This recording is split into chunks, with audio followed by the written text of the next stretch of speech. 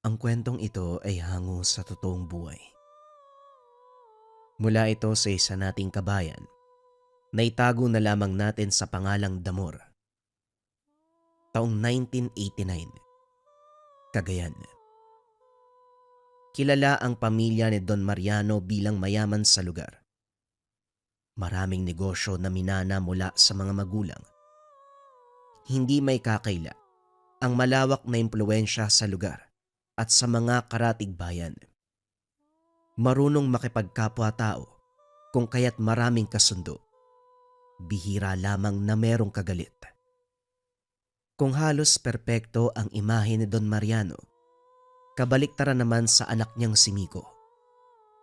Mula pagkabata makikitaan ng pagkasalbahe. Ngayon na nagkaedad, halos hamunin ang lahat ng makakasalubong sa daan.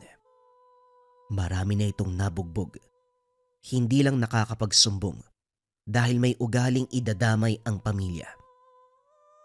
Hindi lang ito, maraming pinasok na ilegal, kabilang na ang pagsusugal, pagbili ng hindi lisensyadong armas, pagsuporta sa dealer ng pinagbabawal na gamot. Kaso nga lang, lingid sa kaalaman ni Don Mariano ang ugaling ito ng anak dahil maamo siya kapag sila ang nagkakarap. Wala ring maririnig mula sa mga tao dahil ito sa maigpit na banta ni Miko. Pumapabor naman ang pagkakataon sa kanya dahil na mga panong yun, luluwas ng ibang bansa si Don Mariano sa layong palawakin ang negosyo. Muling tinipon ni Miko ang mga tauhan para utusang maganap na mapaglalaruan. Sa puntong ito, nang dukot ng mahigit 10 kabataan. O bakit ganyan? Bakit parang mas malakas pa yung utot ko sa mga to? Ang papayat tapos ang dudungis pa. Saan nyo ba napulot ang mga yan? Wika ni Miko sa utusan na ang pangalan ay Damor. Sa lansangan po, sir. Ilang oras na kaming naglibot pero wala kaming makuwang matino eh. Magagalit din naman kayo kung uuwi kaming walang dala. Huwag kayong mag-alala, sir. Naghahanap sa karatig bahay ng mga tauhan natin. Pansamantala lang yung mga bubwit na to. Tugon ni Damor. Napangiti si Miko sa ideyang mapapahaba ang paglalaro ngayong araw. Matapos maitali ang mga bata, sinimulan ang brutal na pagbubugbog. Direkta sa tiyan ang sunod-sunod na pagkawala ng kamao. Dahil bata pa, madaling nasakta ng laman. Walang tigil na sumuka ng dugo hanggang sa mawala ng malay. Sa loob ng ilang sandali, 5 sa 10 dinakip ang wala ng buhay. Si Miko, tuwang-tuwa sa kaganapan. Ipinagpatuloy ang pansariling kaligayahan hanggang sa wala nang natira sa mga dinukot. Nang suriin ni Damor, lahat ay nalagutan ng hininga. Dali-daling pinadispatcha. Kasunod nito ay ang pagdating ng iba pang tauhan. Lalong lumawak ang pagngisi ni Miko nang isa-isang kinaladkad ang kalalakiyang nasa edad 20 hanggang sa 30. Malaki ang pangangatawan at halatang marunong sa laban. May naisip ang binata. Tinawag si Damor para ipahanda ang hawla kung saan niya isinasagawa ang mas brutal na kaganapan. Hindi lang ring ang nakahanda. Nakalatag sa mahabang mesa ang iba't ibang patalim, kagaya ng balisong, kutsilyo at itak. Nakahanda na rin ang sako at balde na paglalagyan ng dugot laman. Ang punto ng operasyong ito, hindi lang pansarili, kundi pagbebenta ng mga laman ng tao. Bago simulan ang brutal na pagpatay, dumating ang mga kasamahan kung saan niya ibinebenta ang mga laman ng tao. Pansamantalang tumigil dahil sa pag-uusap. Iba ka rin, Migo, ano? Sa lahat ng kasamahan natin, mga tauhan ng kumikilos. Pero ikaw mismo ang kumakatay sa biktima. Hindi ka ba nandidiri na humawak sa laman ng mga yan? Tanong ni Sebastian. Manong naman, alam niyong nakailigan ko magpapawis eh. May katayan din kami ng baboy doon sa merkado. Nasubukan ko ng kumatay ng hayop, kaya naisip kong subukan ng higit pa sa hayop. Mabuti na lang talaga, hindi ka nagmana sa tatay mo na santo. Hindi nun kilala ang mga iligal na negosyo eh. Masyadong tapat sa pagiging mabuting tao. Kung namana mo ang ugali niya, wala kaming kasosyo na katulad mo. Ikaw ang dahilan kung bakit mas lumago ang iligal na operasyon sa bayang to. Walang anuman, Manong. Basta ba maging tapat lang kayo sa napag-usapan. Bala ko kasing humiwalay kay Don Mariano eh. Gusto kong higitan ng yaman ng matandang yun. Gusto kong akong kilalanin ng mga tao dito bilang pinakamayaman. Kapag kasama mo si Don Mariano, daig mo pa ang tupa sa pagiging maamo. Pero kapag wala siya, sagad kang mong bastos ah. O siya, hindi na ako magtatagal. Marami pa akong gagawin eh. Sasabihan ko na lang ang iba na meron kang ipapadala ngayon. Mukhang malulusog ang laman na makukuha. Matapos ihatid sa labas si Sebastian, binalingan ang mga dinukot at sinimulan ang pambubugbog. Isa-isang bumagsak ang mga ito. Isa-isa ring pinaiga sa mesa para kuhaan ng lamang loob. Nang ang pinakahuling lalaki na ang nakaratay, kagad itong nagsalita. Iyo, wag mo sanang pagsisihan ang ginawa mo. Darating ang araw, sisingilin ka sa lahat ng kasalanan mo. Sana lang, handa ka magbayad pagsapit ng takdang oras. Ang lakas naman ng loob mong pagsabihan ako, Manong. Ganyan ba magpaalam ang matatanda kapag nasa bingit na ng kamatayan? Huwag ka pong mag-alala dahil kapag nasa kabilang buhay ka na, ipagdadasal ko ang kaluluwa mo na papasukin sa langit. Hindi na nakapagsalita ang biktima. Kagad winakwak ang tiyan. Pagkatapos ng lahat, dinala sa tagong organisasyon ang mga laman. Ang bangkay ay tinambak sa malayong kagubatan. Nang makabalik ang mga tauhan, kagad lumapit si Damor para magbalita. Bagay na maging si Miko ay nagulat. Boss, pasensya na ha? Pero parang may mali. Yung mga dinukot namin bukod sa mga bata, yung edad na 20 hanggang 30, wala pong matanda. Pero yung mga tinambak naming katawan, merong isa eh. May isang matanda. Napabuntong hininga si Miko. Damang-dama ng binata ang pag-init ng ulo. Pinakaayaw ang ganitong sitwasyon. Ayaw ng palpak. Ayaw na merong sagabal. Damor, iisa na nga lang ang trabaho mo. Parang hindi pa nagagawa ng maayos. Paano kung espiya yung matandang yun? Paano kung pinadala yun ng kung sino para malaman ang galawan natin? Makakayanan mo bang tanggapin yung parusa ko? Wika ni Miko habang nakadikit ang dulo ng kutsilyo kay Damor. Napalunok na lang ang utusan.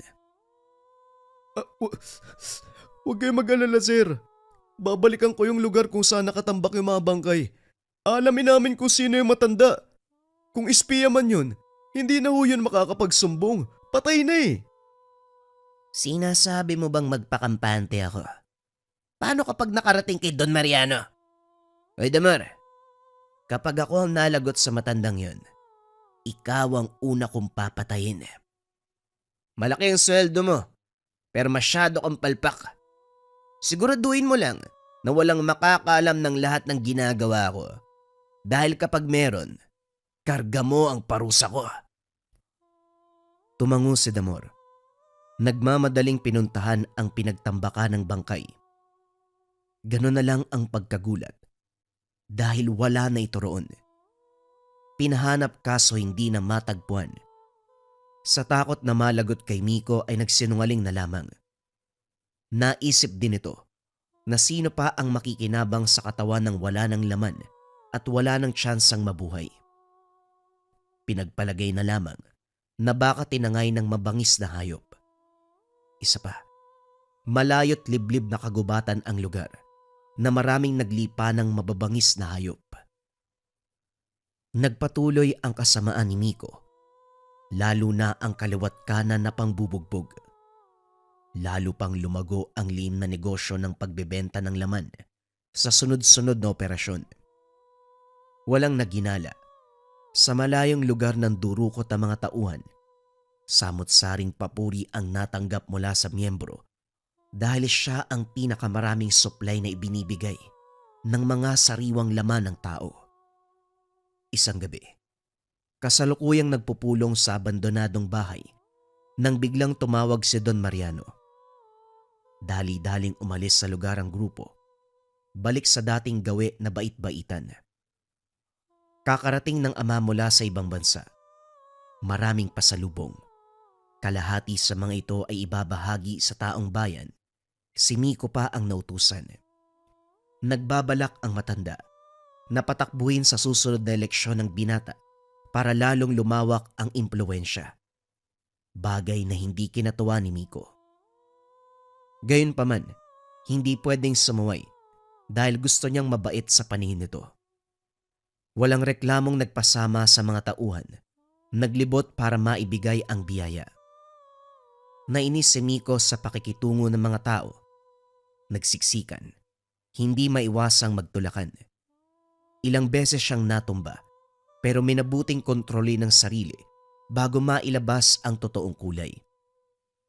Sa kalagitnaan ng pamimigay, natigilan ng masipat sa unahan ang matandang binugbog at kinuwaan ng lamang loob.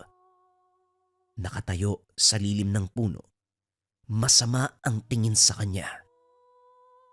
Binaliwala ni Miko sa pag-aakalang kamukha lang ito. Pero nang tumagal, lumakas ang kutob na yun nga ang matandang pinatay. Hindi ba may matandang nasali sa nakaraang operasyon natin? Sigurado ko bang nailigpit yun? Para kasing nakita ko siya. Napansin ng binata ang takot sa mga mata ng utusan. Kagad nag-iwas ng tingin. Pero pasimple niyang tinutukan ng gunting sa tagiliran. Boss, pasensya na pero hindi namin natagpuan yung bangkay ng matanda eh. Kaso nga lang imposible nang mabuhay yun. Kinuhaan mo ng lamang loob eh. Ikaw pa nga yung pumatay eh. Siguraduhin mo lang na mali ako nang nakita. Kapag nagkataon, kahit yung lamang loob mo, ibibenta ko yan. Kagad kumilos si Damor. Ang binata naman ay binalik ang pansin sa pamamahagi ng biyaya. Kaso nga lang kahit saan tumingin, nakikita at nakikita ang matandang si Bueno. Hindi na maganda ang pakiramdam ng binata dahil nagbibigay ng sakit ng ulo ang bawat pagtitig ni Bueno. Nang hindi na makayanan, nagmamadaling umalis. Bago makapasok ng sasakyan, tumambad sa harapan niya ang matanda. Bakit parang gulat ka? Ilang beses na tayong nagkita. Iho, nagtataka ka kung bakit hanggang ngayon buhay pa ako. Ngayon ka lang siguro nakarinig na magagawa pang mabuhay ng tao kahit kinawaan na ng dugo at laman. Kahit ikaw mismo ang pumatay sa akin, nandito pa rin ako sa harapan mo. Hoy tanda, sino ka ba ha? Anong klaseng nilalang ka? Ilang sandali pa, nagbigay ng salitang hindi maintindihan. Naririnig ni Miko, pero wala ni isang naunawaan. Kunot noong tumitig dito, nang marindi, pinutol ang pagsasalita. Huwag kang mag-alala dahil darating din ang araw na maiintindihan mo ang lahat ng sinasabi ko. Sa pagsapit ng araw na yon, unti-unting mababayaran ang lahat ng kasamaan mo. Napupuno na ako sa iyong matanda ka ha. Pasalamat ka maraming tao dito. Umalis ka na. Siguraduhin mong hindi na kita makikita. Dahil sa susunod, talagang papatay na kita. Hindi mo pa rin naiintindihan ang sitwasyon. Halang ang kaluluwa mo, binata. Kaya ito na ang balik sa'yo ng pagkakataon. May sa demonyo ang pagkatao mo. Pwede bang umalis ka na? Wala akong panahon para makipag-usap sa taong... Hindi ka tao, nilalang ka. Elemento, hayop, kung ano ka man, umalis ka dito! Pabalibag na sinara ni Miko ang pintuan ng sasakyan. Binangga niya ang matanda. Nakita niya itong tumilapon sa tabi, pero hindi nag-abalang suriin. Sa halip ay tuwang-tuwa pa ang binata. Lumipas sa mga araw, wala pa ring nagbago. Lalo pang sumama ang ugali ng binata. Dahil sa madalas sa pag-alis, naghinala si Don Mariano. Pinasundan, natuklasan ng kasamaan. Pinatawag si Miko pero sa halip na pakinggan ng payo, nagalit pa ang binata. Bumunot ng baril. Pinatay ang matanda. Siya rin mismo ang naglibing sa bangkay nito. Matapos matabunan ng lupa ang katawan ng ama, napasandal sa katabing puno. Napailamos ng muka nang mapagtanto ang ginawa. Gayunpaman, hindi nakaramdam ng pagsisisi. Napahagalpak pa ng tawa. Sa kalagitnaan naudlot ang kasiyahan nang lumitaw si Bueno. Napatayo sa gulat ang binata. Talagang sokdulan ang kasamaan mo, binata. Maging ang sarili mong ama, nagawa mong patayin. Lalo mo lang pinabibigat ang parusa mo. Ano bang pakialam mo, tanda? Siguro ikaw yung nagsabi kay Don Mariano. Sino ko ba para mangialam? Ako ay ikaw. Yan ang tatandaan mo. Sa kasamaan at ganid, binabaliw ka ng iyong sarili. Hindi ko maiwasan na makaramdam ng awa sa mga taong pinapatay mo. Lahat sila walang laban. Kaya nararapat lang na merong gumante para sa kanila. Ako ang tagapagbantay ng Maruko. Mas malakas pala yung tama mo kumpara sa akin eh. Tagapagbantay ng Maruko. Pinagsasabi mo dyan. Gusto mo bang sumunod sa tatay ko? Baka nakakalimutan mo. Minsan mo na akong pinatay. Pero nandito pa rin ako sa iyong harapan. Tignan natin kung makakayanan mo ang bigat ng parusa na malapit mo nang maranasan. Ngumiti ang matanda. Pero binaliwala ni Miko. Nangibabaw ang galit nito kung kaya't hindi pinansin ang mga palatandaan. Sa oras na nakauwi ng tahanan, kagad sumampa sa higaan. Sa pagkakataong ito, hindi maunawaan ang bigat ng pakiramdam. Hindi konsensya, hindi pagsisisi. Sadyang mabigat lang sa kalooban. Dali-dali pang bumangon bago makapusan ng hininga. Nang bumalik sa paghiga, muling bumangon, napahawak na lamang sa dibdib. Pakiramdam niya sa paghiga, para bang nalulunod. Napasandal na lamang sa pader at umidlip. Nagising sa kalagitnaan ng gabi si Miko pero sa puntong iyon, natagpuan ang sarili sa lugar kung saan puro kadiliman. Walang makapa na bagay-bagay, walang anumang ingay. Hindi nagtagal. May lumitaw na liwanag sa malayo. Mula sa pagiging maliit, unti-unting lumaki ang malabolang apoy ng mga mata. Nang makalapit, dito malinaw na nakilala ng binata ang dambuhalang halimaw. Kung ikukumpara siya rito, wala sa tuhod ang tangkad. Kung ilalarawan, ang itsura nito ay mukhang elementong dagat. May hahalin tulad sa isang serpente. Pulang-pula ang mga mata. Papalapit ng papalapit kay Miko. Kumusta, demonyong binata? Maligayang pagdating sa bingit ng iyong kamatayan. Huwag kang mag-alala. Hindi mo pa katapusan. Mahabang panahon pa ang pagdudusa mo. Ito na ang simula ng pagbabayad. Huwag mo akong idamay sa kalokohan mo, tanda. Anong lugar ba to? Ilabas mo ko dito! Wala kang karapatang mag-utos. Ito ay balwarte ko na ikaw din mismo ang gumawa.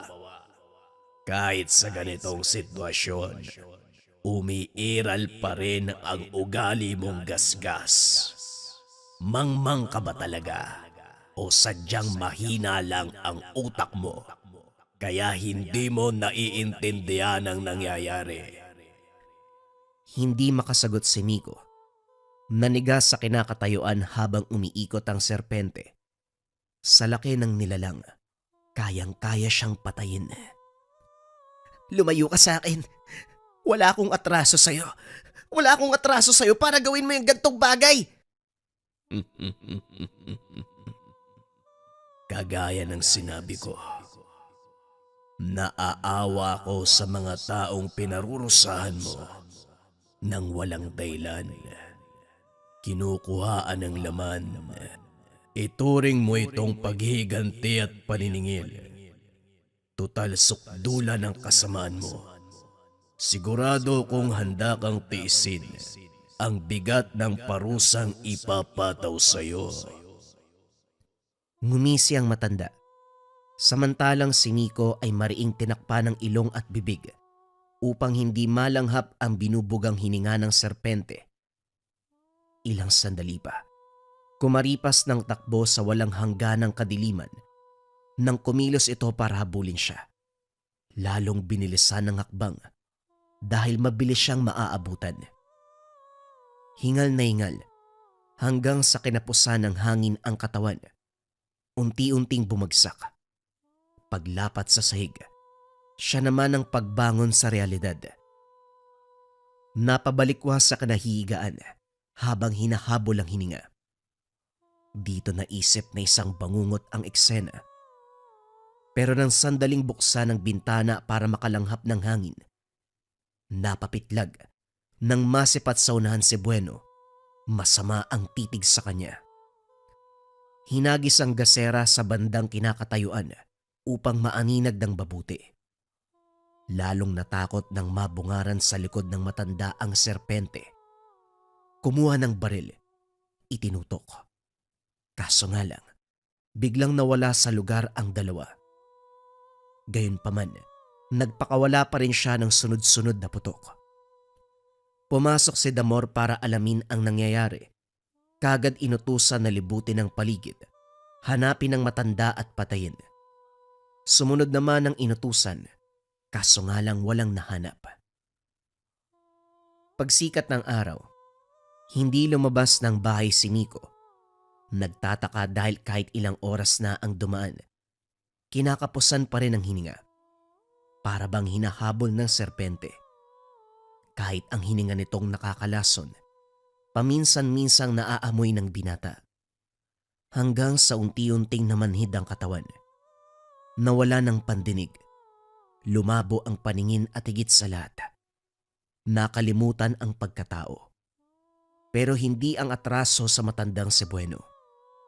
Sa lahat ng naaalala sa buhay, ito ang naiwan. Bigla-bigla ding nakita sa isipan ang wangis ng serpente. Kung minsan may pagkakataon na lumilinaw ang paningin, pero ang tanging nakikita ay si Bueno. Hindi na makatulog sa gabi dahil naririnig ang paghinga ng halimaw. Sa partikular na oras, nagkakaroon ng pangitain kung saan walang katapusang hinahabol ng halimaw. Pagkatapos ay napapabalikwas ng bangon, habol-habol ang hininga. Sa pagdaan ng mga araw, hindi lang ito ang dinanas ni Nico. Nalanta ang lamang loob, naubos din ng lahat ng yaman sa paulit-ulit na paglapit sa doktor. Hindi na rin mabilang kung ilan ang sumuri. Sa dami ay wala ni isang matukoy ang karamdaman. Nang hindi madala sa pamamaraan ng siyensya, dumulong sa panggagamot. Mang Kanor, magkakilala naman tayo eh. Baka pwedeng pagalingin niyo yung amo ko. Babayaran kita kahit magkano, sabihin mo lang. Damor, ilang ulit kong sinuri ang amo mo, pero pasensya ka na.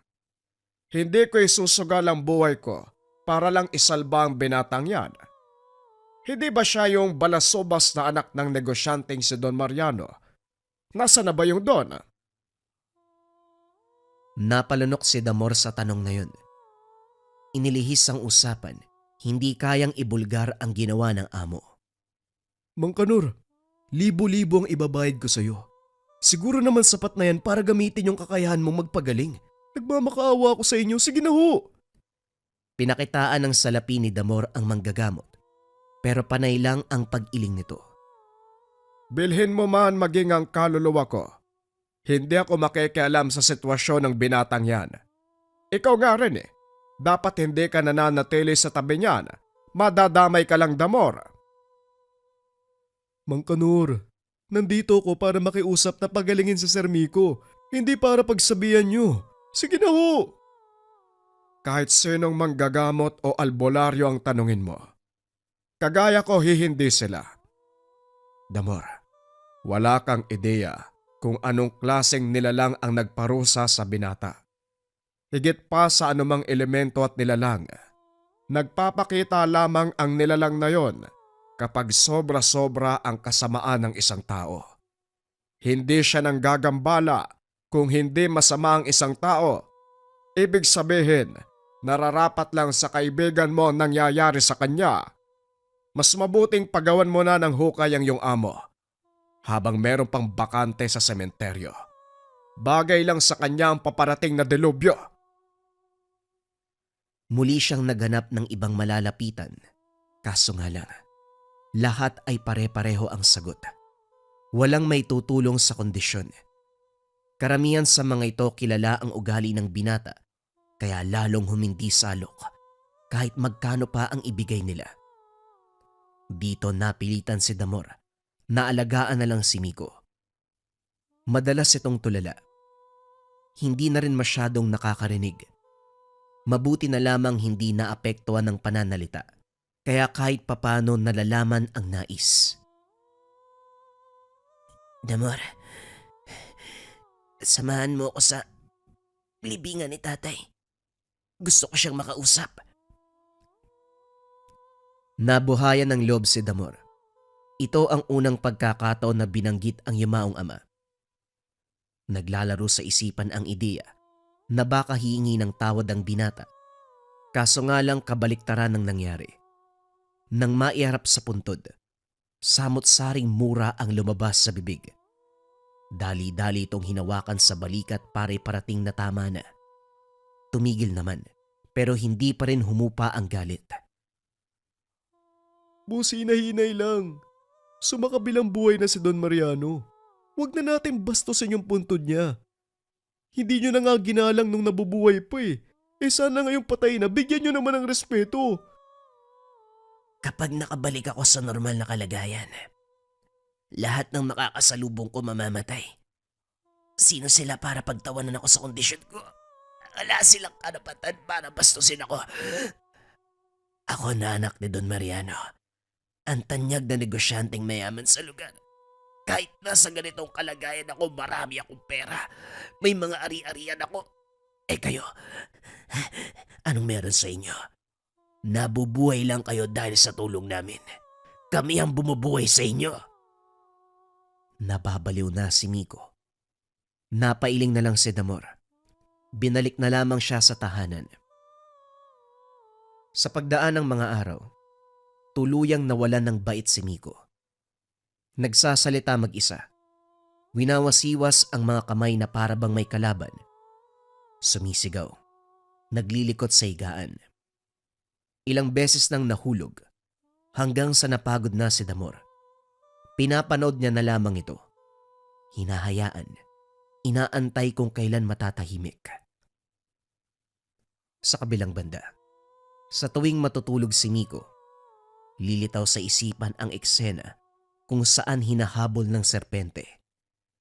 Nalalanghap ang binubugang napakalansang hininga. Nakakalason. Unti-unting sumisira sa lamang loob. Habang tumatakbo palayo sa nilalang, aalingaw-ngaw sa madilim na paligid ang halakhak ni Bueno.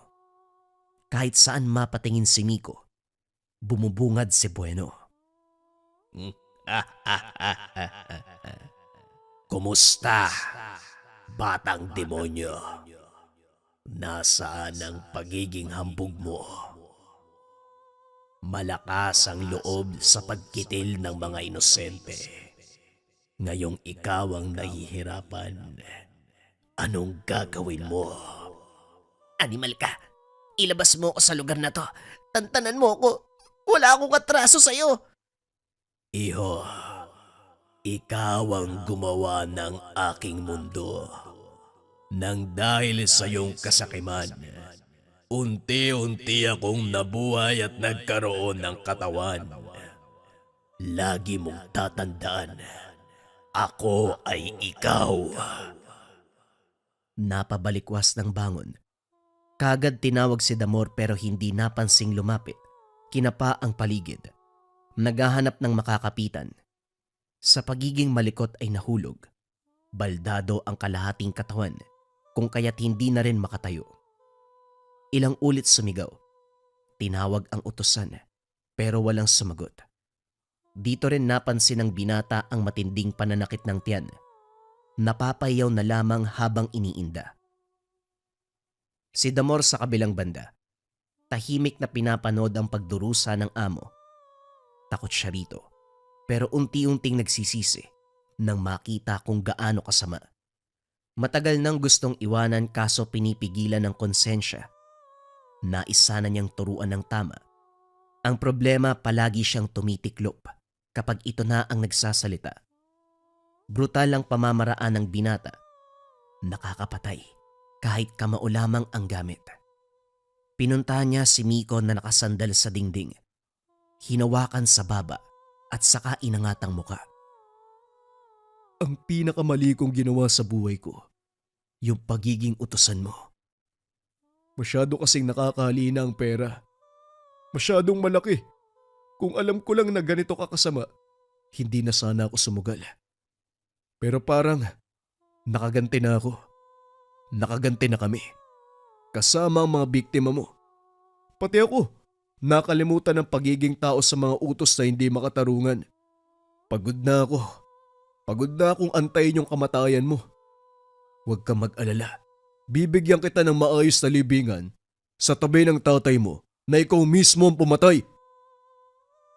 Dinuraan ni Damor ang binata.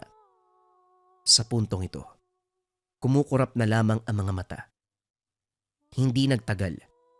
Nalagutan ang hininga. Si Damor ang nagukay ng libingan.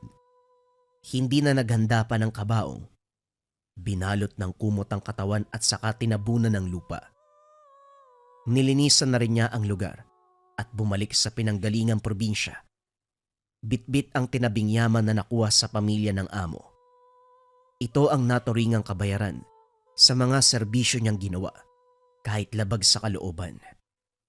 Baon ni Damor ang masamang karanasan mula sa amo. Nang lumipas ang buwan, bumalik siya para bisitahin ng puntod at sa huling pagkakataon. Laking gulat dahil maraming uod ang lupa.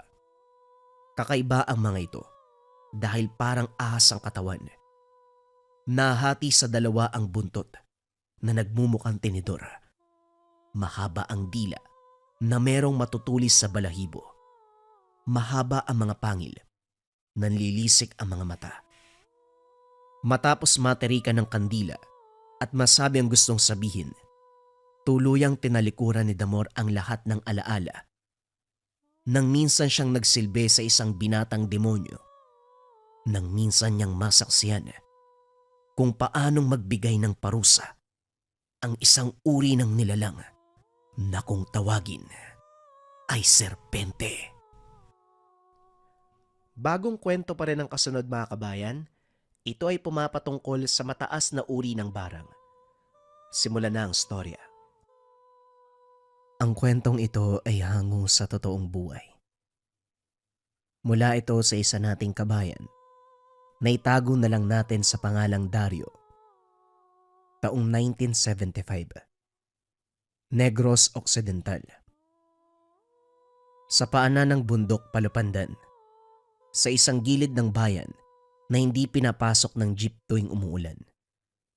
May isang bahay na laging sarado ang bintana kahit terik ang araw. Doon nakatira ang magkapatid na si Aling Impa at Mang Tobit. Mga mambabarang na hindi sikat pero hindi rin malilimutan. Ang bahay nila ay gawa sa pinagtagpi-tagping kahoy, yero at balat ng punong saging na tuyo.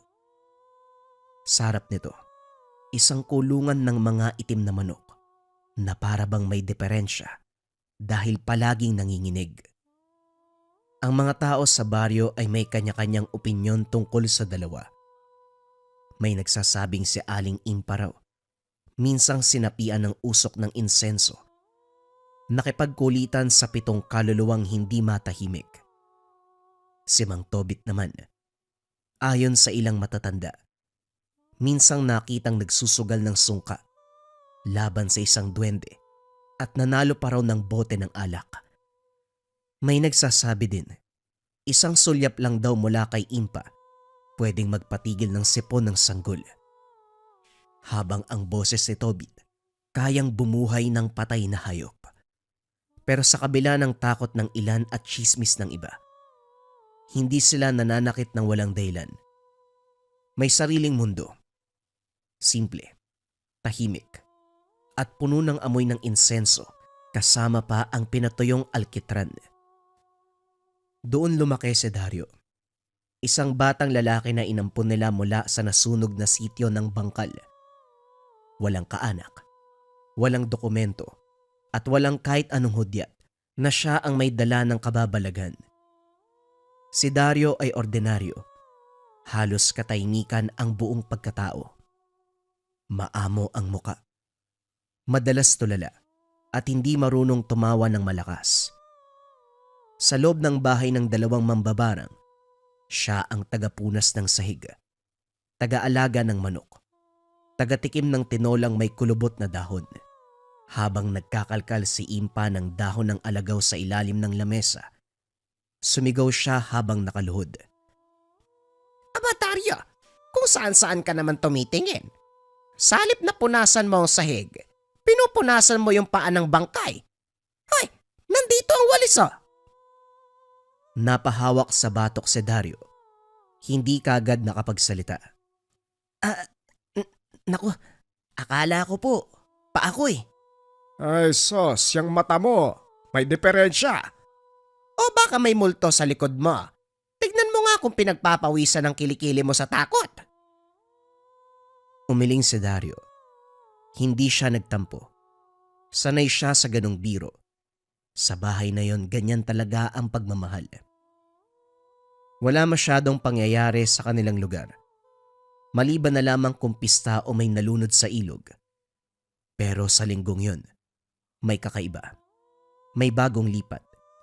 Isang pamilya daw mula sa Maynila. Isang ina, isang ama at isang dalagitang babae. Nanirahan sila sa lumang bahay ng Del Rosario. Bahay na 5 taon nang walang tumitira dahil sa balitang may kung anong ingay na naririnig tuwing gabi. Ang unang araw ay tahimik. Nakita lang ni Dario ang batang babae na may dalang basket ng kamote. Nagkatinginan sila. Napatigil ang dalaga. Ngumiti ng mahinhin. Pero hindi normal ang pakiramdam ni Dario. Parang may malamig na hangin na sumingit sa batok niya kahit paterik ang araw. Kinagabihan, habang naglalaga si Mang Tobit ng halamang may amoy ng medyas, nagsalita ito habang nakatingin sa apoy. Iba ang amoy ng hangin. Ewan ko sa'yo, Tobit. Baka hindi hangin yan. Baka yung paa mong hindi nilaban kahapon. Hindi ganito ang amoy kong pawis lang. May kasamang laway. Napalingon si Dario sa labas ng bintana. May aninong dumaan. Pero nang silipin niya ay biglang nawala. Tanging mga dahon ng saging ang kumakaway sa paligid. Lumipas ang ilang araw. Lalong naging palasunod si Dario sa bahay. Pero sa labas, tila may kung anong bumubulong sa paligid. May isang pagkakataon, habang naglalakad siya pauwi galing sa paghahanap ng damo, para sa kalabaw ni Mang Unding, may narinig siyang halakhak. Hoy binata, saan ka galing? Meron ka pang dalang damo. Tumigil siya. Ang babae ay may puting bestida. Nakaupo sa batuhan. Si Lorlin, ang bagong lipat. Para po to sa kalabaw. Matalinong bata pala to. Marunong sumagot. Mula sa likod ng punong kahoy, lumitaw ang lalaking halos kasing taas ng pintuan. Madilim ang muka. Ngumiti lang si Dario at tumango. Umalis kagad. Mabigat ang pakiramdam. Pagkauwi niya, nakita siya ni Aling Impa na parang lantang gulay. Oh, Dario, para kang nilukob ng kung ano dahil sa takot ah. Anong siningot mo sa daan? Nay, may nakita po akong 3. Anong 3? Babae, lalaki at kalabaw. Hindi po. Bago pong lipat. Tumigil si Aling Impa sa ginagawa. Napatingin kay Tobit. Walang sinabi pero nagkaintindihan na sila. Kinabukasan may mga manok na nawawala. May itlog na nabasag. Isang baboy ang may sugat sa leg. At si Dario, may pasa sa braso. Hindi niya alam kung paanong nagkaroon. Basta pagising niya ay masakit na. Hindi nagsalita si Aling Impa at Mang Tobit. Pinagmasdan lang nila ang paligid. Si Dario bumalik lang sa pagwawalis. Tila ba ayaw dumagdag sa problema, kaya hindi na nagtanong pa at hindi na rin umangal. Pero nang makita na nilagyan ng uod ang kanyang tanghalian habang hindi siya nakatingin at nakita si Charo na palihim na tumatawa, doon na kumulo ang dugo ni Mang Tobit. Aba, Judas! Uod sa kanin. Akala ko pa naman pasas. Pairam nga ng itak. Bubunutan ko ng buhok yung batang yan. Pati anit isasama ko. Wag na po. Hindi naman po ako nagugutom eh. Ngumiti siya ng pilit. Pero nakita nila Aling Impa na mabigat ang loob ng binata. Hindi gutom ang problema, kundi galit na hindi niya alam kung paano ilalabas. Nang gabing yun, habang nililinis ni Tobit ang kanyang lumang almires na gawa sa buto ng kalabaw, nagsalita si Aling Impa. Hindi ko siya pinalaki para duraan ng ahas. Aba, hindi rin ako nagtanim ng pasensya para lang balewalain. Anong gusto mong gawin, Tobit? Turuan natin ng leksyon. Maganda ka ng tawas at ng asin mula sa likod ng simbahan. Bukas, may leksyon na kailangang matutunan. Habang sa labas ang buwan ay bilog at ang bahay ng bagong lipat ay tila nababalot ng usok na amoy lansa. Simula nang makasalubong ni Dario ang pamilyang bagong lipat, nagsimula na ring gumulo ang mga gabi sa bahay nila. Hindi na alam kung guni-guni lang ba o talagang may malamig na presensya sumusunod sa kanya sa bawat paghakbang. Isang beses, habang naglalakad mula sa gilid ng palayan, may narinig siyang halakhak ng bata, ngunit wala namang tao sa paligid. Napalunok na lang siya. Nilakasan ng loob pero paglingon. May bakas ng paa sa putik. Nakapaikot sa kinakatayuan niya. Hindi naman sa kanya ang hugis at hindi rin ito galing sa tsinelas. Pagkauwi, nakita ni Aling Impa ang basang likod ng damit ni Dario. Hindi dahil sa ulan ang basang likod niya, kundi pawis na parang kinatas ng takot ng gabi. Nilapitan nito ni Tobit. Sinipat ang batok at hinimas ang balikat. Dati kapag matutulog ka, tulog ka talaga.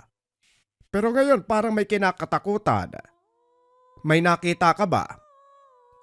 Umiling si Dario, pero hindi makubli ang panginginig ng kamay. Hindi may paliwanag kung bakit, pero bawat tingin sa bintana ay parang may mata na nakatingin sa kanya. Hindi ito takot lang. May halong awa, may halong inis, at may pait na hindi niya alam kung para kanino. Kinabukasan, sinabihan siya ni Aling Impa na wag munang mag-igib. Huwag ka munang lalabas. May kumakalikot sa gabi. Hindi ganyan ang hangin kapag malinis ang paligid. Kaso nga lang sadyang likas ang kabaitan ni Dario.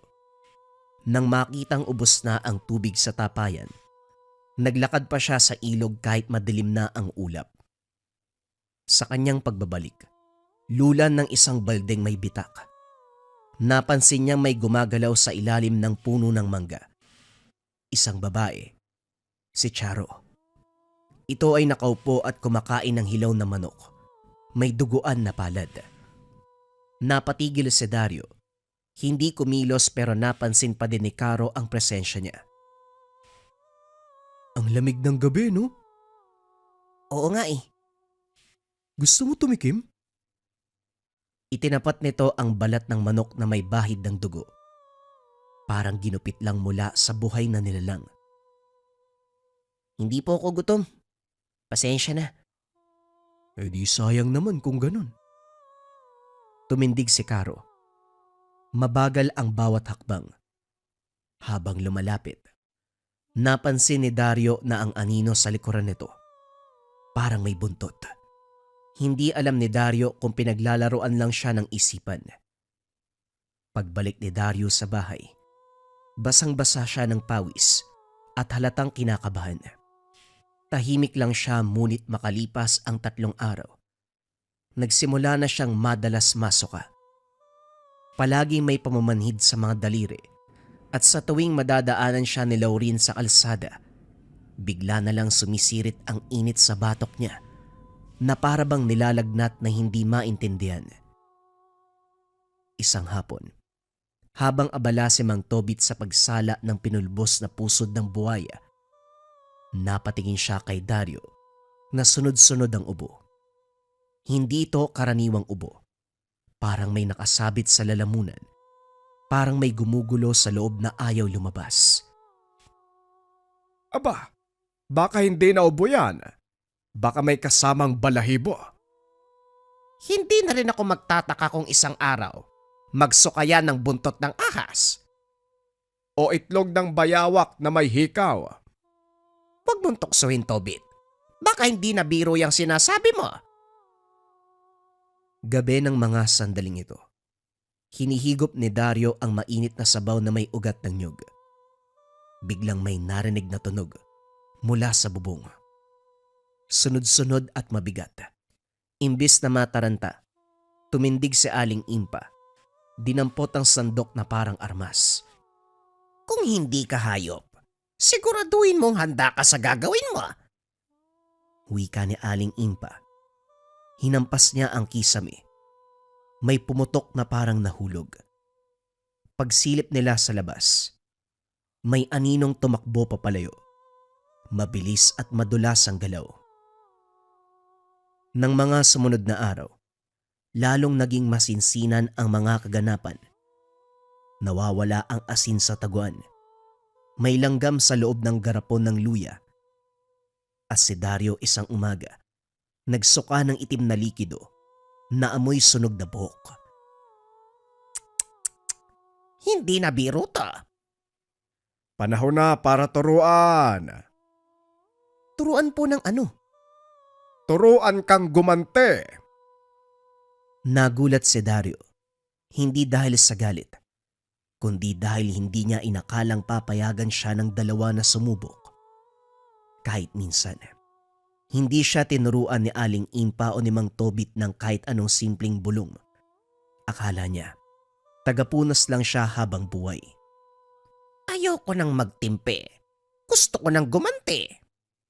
Yun na nga mismo ang gagawin natin. Magpaparamdam tayo ng galit. Kinagabihan, sinimula ng pagtuturo sa kanya. Naroon sila sa kusina. May kape sa isang tabi at may tutong na palayok na naiwan sa kalan. Pinatalikod nila si Dario at saka ibinigay ang palaspas na pinatuyo ng mahabang panahon. Inilagay sa bibig niya ang asin Tapos tinapik sa batok na parang siniselyuan. Bukas lalakad ka sa dilim. Kikilalanin mo kung sino ang dapat nakatapat. Hindi kagad sumagot si Dario. Pero sa loob niya, naramdamang totoo ang sinasabi ni Mang Tobit. Buo na ang kalooban. Hindi ito dahil sa galit na isinisigaw, kundi sa galit na matagal nang kinimkim. Kinabukasan hindi siya ginising. Sa halip pinatulog siya ng mas mahaba. Gusto ni Aling Impa at Tobit na buo ang lakas niya. Pero habang nakaiga siya sa banig, hindi rin siya matahimik. Paulit-ulit sa isipan niya ang mga nangyari. Ang pagtawa ni Charo, ang panlilibak ni Lorin, ang mga sulyap na parang kutsilyong humihiwa sa likod niya. Habang nag-aalmusal, inabot ni Aling Impa ang isang bungkos ng tuyong dahon ng sambong. Ibulsa mo yan. Maaari mong magamit yan. Maraming salamat po. Hindi siya sanay sa ganong mga salita. Dahil ang karaniwan, puro pangaasar lamang ang binibitawan sa kanya. Pero ngayon bawat salita ay may bigat at merong laman.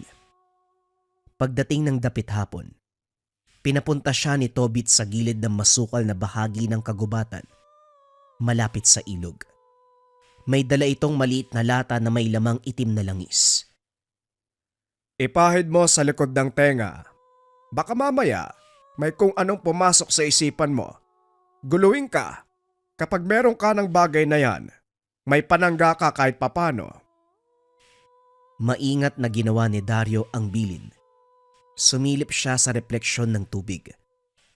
Halos hindi niya makilala ang sarili. Ang dating tahimik na mata. Mabigat na ang tingin. Sa kanyang paanan, may inukit sa lupa si Mang Tobit.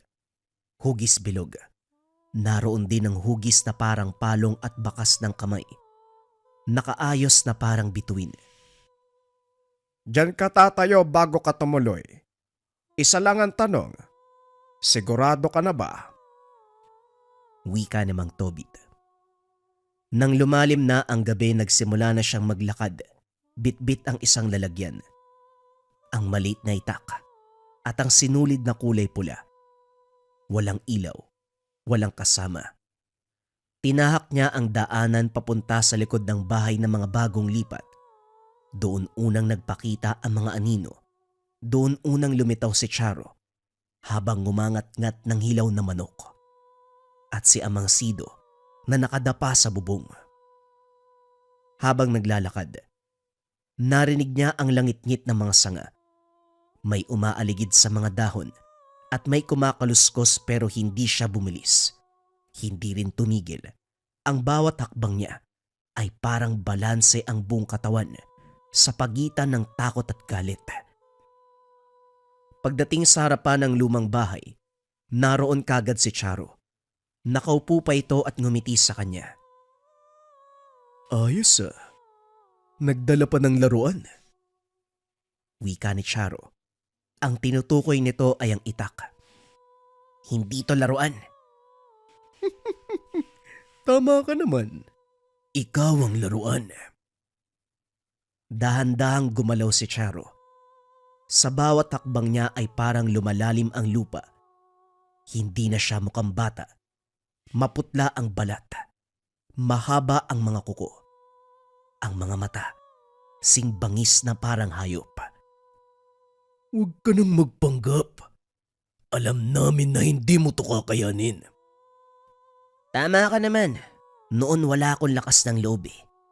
Pero ngayon, dahil sa ginawa niyo, nag-iba ang ugali ko. Bigla siyang umatras ng isang hakbang at may binunot sa supot. Kumalat sa hangin ang usok mula sa tuyong palaspas at balat ng ahas. Nasinghot ito ni Charo. Ano? Hindi na siya pinatapos si Dario. Itinaas niya ang itak pero hindi para manaksak, kundi para ipagtanggol ang sarili. Mas magiging masaya to kung merong sigaw. Sumugod si Charo. Mabilis. Parang humahawi ng hangin. Pero umilag si Dario at tumama sa puno ang mga kuko ng kalaban. Naputol ang balat ng kahoy. Umikot si Dario, ginamit ang hawakan ng itak upang ipalo sa balikat nito. Tumilapon si Charo sa damuhan. Pero bago pa siya makalapit, biglang lumitaw mula sa likuran si Laureen, ang ina ni Charo. Hindi na siya mahinhing babae. Sa harap niya ngayon, isang nilalang na may matutulis na pangil at balat na parang basang dahon na napupulok. Hindi mo kami kayang sabayan. Hindi naman ako nakikipagsabayan eh. Ginagantihan ko lang kayo batay sa ginawa ninyo. Nang sumugod si Laureen, humakbang si Dario pabalik. Pero bago siya matamaan, may sumirit na abo sa hangin. Aba sandali. Ang usapan, kami lang ang mananakit sa bata. Lumabas mula sa likuran ng punong mangga si Aling Impa at Mang Tobit. Hawak ni Impa ang palaspas, habang si Mang Tobit may garapo na puno ng langis. Isang maling galaw nyo lang. Alam nyo na kung anong mangyayari. Hindi na lumapit ang dalawa. Nasa gilid lang sila at nagmasid.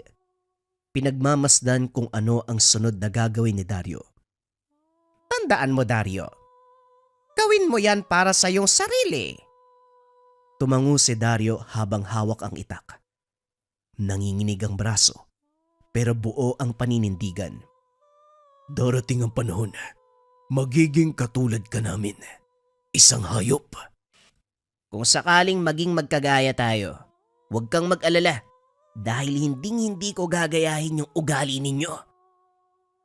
Lumapit si Dario pero hindi para manakit. Naglagay ng hangganan sa pagitan nila. Isang guhit sa lupa gamit ang dulo ng itak. Isang linya na magsasabing hanggang dito lang kayo. Hindi pa tayo tapos. Tama ka, hindi pa nga. Kaya mag-iingat kayo. Dahil baka sa susunod, ako na ang susugod. Sa kalagitnaan ng gabi, nakatayo si Dario sa kabilang linya na siya mismo ang gumuhit. Sa harapan niya ay si Charo at Laureen. Parehong sugatan pero hindi sumusuko.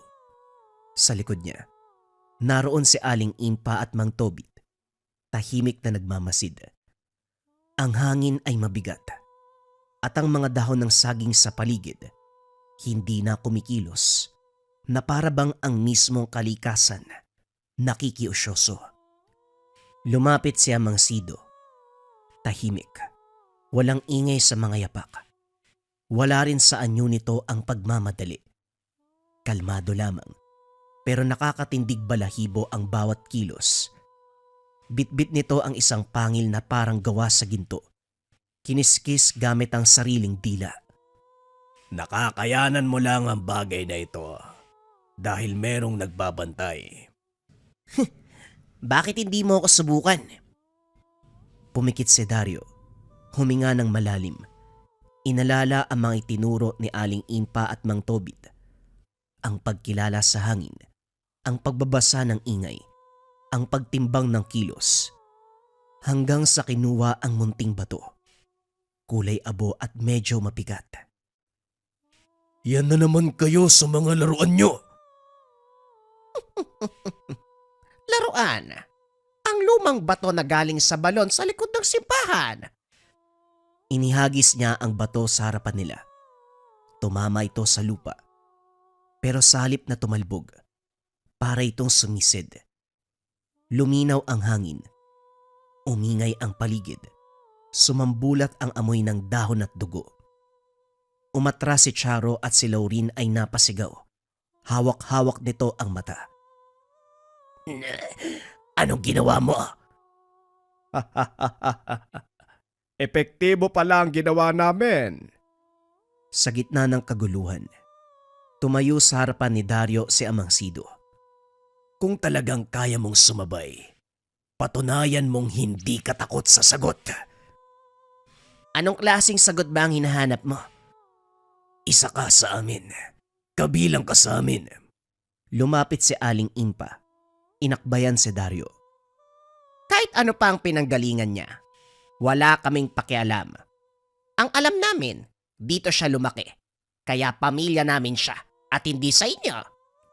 Kahit pagaling yan sa itlog ng ulupong, basta sa amin lumaki, wala kayong karapatan angkinin. Ano man ang gawin nyo, sa dulo, babalik pa rin siya sa pinagmulan niya. May punto ka naman.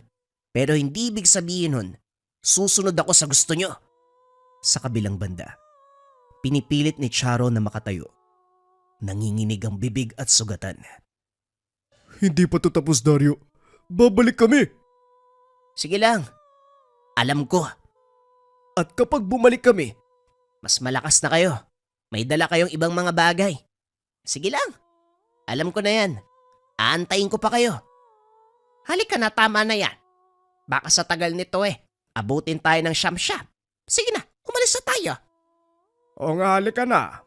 Sapat na ang pinakita mong puwersa sa kanila na hindi ka nila pwedeng basta-basta kunin at pasunurin sa mga nais nila.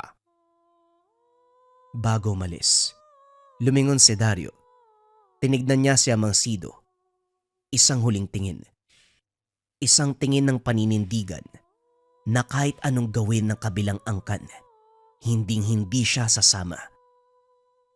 Tahimik silang naglakad pabalik. Walang salita pero sa bawat hakbang, malinaw na binabago ang landas. O sige na, nandito na tayo sa tahanan. Kumain ka na muna. Pagkatapos yan, magpahinga ka na. Hindi pa po ako gutom eh. Basta kumain ka para lumakas ang iyong sarili. Tumango si Dario. Kumuha ng mangkok at saka sumandok ng sabaw. Pinilit na kumain kahit pa nanginginig ang braso. Habang kumakain siya, nagsalita si Aling Impa. Hindi na matalas ang tono, banayad, na parabang pagod din siyang itago ang laman ng kalooban. Dario, hindi ka namin inampon upang turuan ng mga kaalaman namin. Kinuha ka namin upang magkaroon ka ng payapang buhay na ikaw mismo ang magpapasya. Malaya kang sundan kung ano man ang naisin mo, Dario. Basta palagi mong tatandaan ang mga aral na iniwan namin sa'yo. Hindi mahalaga kung saan ka nang galing. Ang pinakamahalaga ay kung saan ka pupunta at kung ano ang papanigan mo. Ang kabutihan ba o ang kasamaan? Pero totoo ba yung sinabi ni Amang Sido? Na isa ako sa kanila? Hindi rin namin alam. Merong mga palatandaan. Pero noon pa yon. Bakit hindi niyo po sinabi sa akin? Dahil hindi pa naman kinakailangan. Pero ngayong alam mo na, ikaw na ang gagawa ng landas kung saan ka pupunta. Sa kabutihan o sa kasamaan. Matapos ng kaganapan, tila walang nangyari. Bumalik sa normalang baryo. Walang nakakaalam ng buong detalye sa nangyari sa pagitan nila Dario at ng pamilya ng mga aswang. Pero unti-unting lumabas ang usapan na may umaatungal daw sa gubat, na may mga pugot na puno sa tabi ng ilog. Wala na rin ang pamilya doon sa lugar. Umalis na. Ang lumang bahay ng Del Rosario ay muling nabakante. At si Dario, makikitang madalas na nakaupo sa harap ng bahay. May dalang tabo, pinapainom ng tubig ang mga manok.